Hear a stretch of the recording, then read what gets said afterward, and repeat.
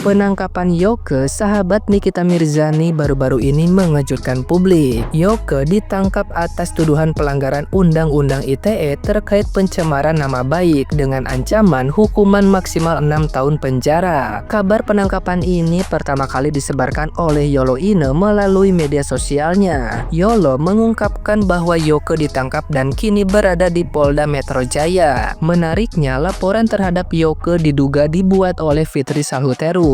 Yoke kerap membongkar aib Fitri Salhuteru dengan ujaran kebencian dan opini negatif di media sosial. Hingga saat ini, Fitri belum memberikan pernyataan resmi terkait penangkapan tersebut. Yolo Ine menilai ada kejanggalan dalam penangkapan Yoke, terutama terkait prosedur hukum yang dijalankan. Ia mengungkapkan bahwa Yoke tidak menerima surat panggilan sebelum penangkapan yang seharusnya menjadi prosedur standar dalam kasus seperti ini. Kasus ini menambah deretan peristiwa yang melibatkan lingkaran pertemanan Nikita Mirzani. Mengingat sebelumnya beberapa sahabatnya juga terlibat masalah hukum. Publik kini menantikan perkembangan lebih lanjut dan klarifikasi resmi dari pihak terkait mengenai kasus yang tengah menjadi sorotan ini.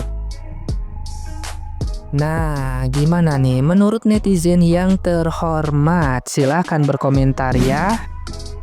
Mengenai penangkapan Yoke, setahu kemarin Yoke itu pas lagi berak, tiba-tiba ada datang segerombolan orang lah, nggak tahu berapa orang, dan akhirnya dia dibawa. Terus buat buzzer-buzzer yang ketangkep Yoke, bukan Yolo Ine. Kalau mau giring opini tuh nggak usah. Pokoknya apapun yang terjadi pada Yoke, kita doain yang terbaik. Semoga urusannya cepat kelar. Semangat Yok.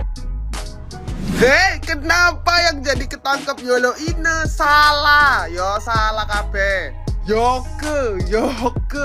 Dan kemarin memang infonya katanya diciduk sama 6 orang pas boker dan sudah di crime mabes. Cuman katanya juga udah bebas, tapi kita nggak tahu menau ya. Jadi kita doain aja yang terbaik. Dan tolong bukan Yolo Ine, Yoke. Ngawur ada iki. Guys, yang ketengkong, yang sedang dalam pemeriksaan, itu Yoke, bukannya Yolo Ine. Sebetulnya gue rada kaget waktu beritanya simpang siur, karena setahu gue Yolo Ine itu belakangan ini jualan doang kerjaannya. Beda sama Yoke, jujur ya, gue setiap sahur itu ngeliatin storynya Yoke, karena ya lucu aja sih cara penyampaian dia. Tapi jujur, menurut gue terlalu berani. Kan storynya lengkap tuh, ngebahas soal perskincarean, ngebahas ada satu orang ini yang dia sangat amat kontra, tapi menurut gue bahasanya juga berani banget. Dan waktu itu kalau nggak salah pernah ada ngebahas Pak KM, kalau kalian tahu Pak KM itu siapa. Dan mungkin pada saat itu Yoke ini ada lepas kontrol lah pembahasannya, jadi mungkin dari situlah akhirnya ketengkong. Tapi memang guys, belum ada updatean terbaru mengenai Yoke. Kita tunggu saja kabarnya dan doakan yang terbaik. Sebetulnya gue juga rada kepo gimana kabarnya Yoke ini, kenapa nggak ditampilin gitu loh, apa jangan-jangan digebukin ya, amit-amit. Karena kan kita sempat dengar VN-nya ya guys, udah tersebar luas, jadi ya kita doain aja yang terbaik untuk Kak Yoke. Kabar terbaru, Yoke ditangkap oleh Cybercrime Mabes Polri saat berada di Bali. Nah, menurut berita yang beredar, ia ditangkap atas dugaan pencemaran nama baik, ujaran kebencian, dan fitnah terhadap FS melalui media sosial. Yang menarik adalah Yoke ini kan sudah menjadi warga negara Amerika ya guys, dan semua perbuatannya dilakukan saat ia berada di Amerika. Lalu kok dia bisa ditangkap ya oleh Kepolisian Republik Indonesia?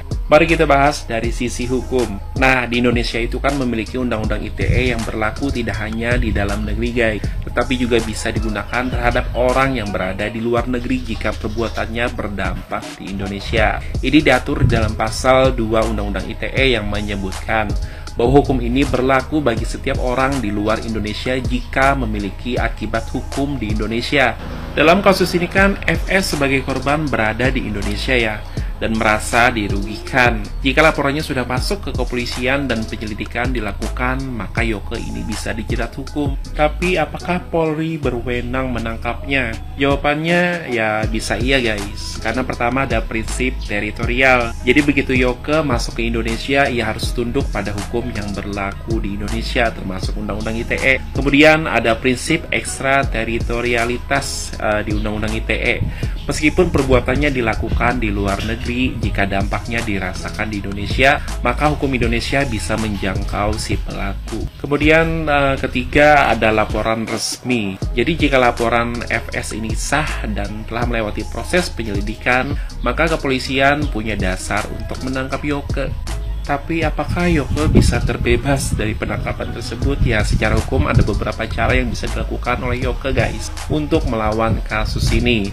Pertama adalah mengajukan pra-peradilan jika ada prosedur yang tidak sah dalam penangkapannya. Kemudian selanjutnya bisa meminta bantuan ke pemerintahan AS melalui Kedubes. Karena sebagai warga negara Amerika kan ia bisa mengajukan perlindungan diplomatik. Kemudian terakhir adalah membuktikan bahwa tidak ada dampak nyata di Indonesia. Karena jika tidak ada terbukti kerugian yang cukup kuat, maka kasus ini bisa melemah. Jadi meskipun Yoke melakukan perbuatannya di luar negeri, hukum Indonesia masih bisa menjeratnya selama ada dampak yang nyata di Indonesia. Dan karena dia masuk ke Bali, maka Polri memiliki kewenangan penuh untuk menangkapnya. Nah, bagaimana menurut kalian guys? Apakah ini langkah yang tepat ataukah ada yang perlu dikritisi? Komentar di bawah ya. Oke, jadi informasinya benar ya guys ya, valid ini informasinya kalau Yoke ini beberapa hari yang lalu itu ditahan atau ditangkap oleh kepolisian di Bali ketika dia sedang berada di Bali begitu ya. Dikatakan oleh Yoke sendiri ketika dia berteleponan dengan salah satu temannya, dia itu ditangkap oleh 6 orang polisi begitu ya, dan saat ini infonya itu Yoke sudah berada di Mabes ya, di Cyber Mabes Polri untuk diperiksa begitu ya. Nah, penangkapan si Yoke ini atas laporan FS ya, atas laporan FS itu tertanggal 11 Februari 2025 kemarin atas dugaan pencemaran nama baik. Nah, menurut info yang beredar sebelum si Yoke ini tertangkap di Bali, teman-temannya, salah satu dari temannya Yoke ini sudah sempat memperingati Yoke ini agar tidak offside kayak gitu. Nah, temannya sendiri bilang kalau ini dia kasusnya ini berat seperti itu. Wah, gimana nih guys menurut kalian?